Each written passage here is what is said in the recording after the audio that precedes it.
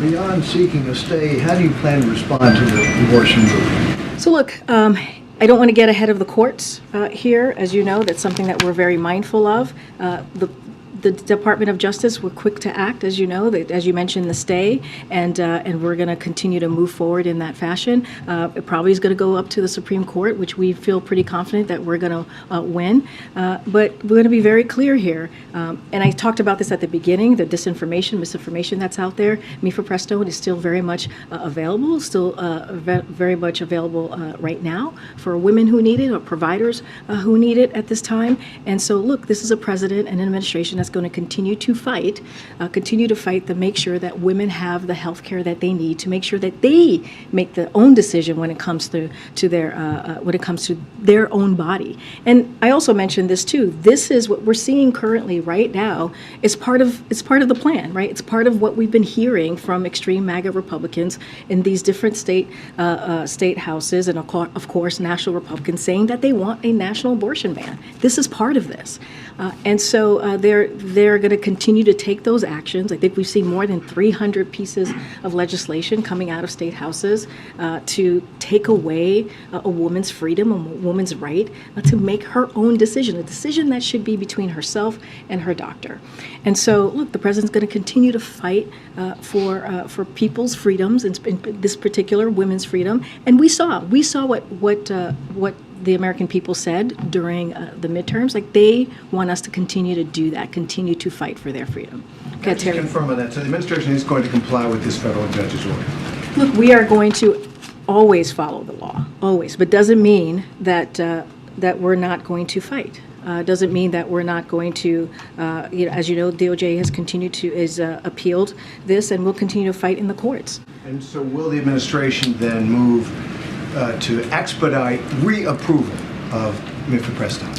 What I can say is that right now DOJ has already stayed, as Steve mentioned, and is fighting to maintain the stay and ultimately win the case, as we believe, in the Supreme Court. And so we're going to let DOJ do their work, the Department of Justice do their work. Can the FDA reapprove this So quickly? what I can say is that we stand by the FDA's approval of Mifepristone, and we are prepared for a long legal fight. That's what I can say from here. That's what we are committed to doing for the providers who are making sure that this is available to women, and also for women out there. But again, it's still available. And as we know, this is a decision is stayed for 7 days starting from this past Friday, and so the status quo remains. But again, we are ready to fight. Thank you, Karine.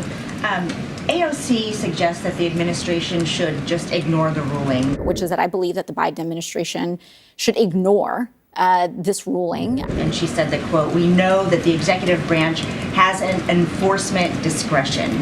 Is that true? So this is similar, I think, to what Terry was asking me. Look, we understand the frustration, right? We get the frustration regarding this decision, absolutely. And that's why we were quick to act. That's why you saw DOJ take action. Basically what I said to Terry, we stand by FDA's approval of Mifepristone, and we are prepared to have a long legal fight here. That is our commitment to women out there. That is our commitment to Americans across the country. But I'll say this, it is dangerous. But as a precedent, as a dangerous precedent is set for a court to set aside the FDA's expert judgment regarding a drug safety and efficacy, it would also set a dangerous precedent for this administration to disregard, right, a binding decision. So that's what I'm getting to. But again, we are ready to fight. This is going to be a long fight. We understand this. We stand by FDA's approval of Mifepristone. This is a pill that's been around for more than 20 years. I believe 22 years. It's been used in 60 countries. So of course, this is something that we approve, and we stand by FDA. Just to be clear, for people watching at home who are listening to progressives saying, the administration actually has an enforcement discretion and they could ignore this, you disagree with that? So what I'm saying is there is a process in place for appealing this type of decision, and we will pursue that process vigorously. That's what the American people can count on from the Biden-Harris administration, and do everything that we can to prevail in the courts. That's the commitment that we have. That you believe that this particular case will get to the U.S. Supreme Court, and you also express confidence that you win at the U.S. Supreme Court. What gives you that level of confidence? Because this is, let's not forget, we're talking about Mifepristone, which has been around for 20 plus years, which is also around in 60 different countries, and it is something that FDA is allowed to approve. They have approved this, and we stand by the FDA when it comes to this. And I said, if necessary, right? We believe we will win.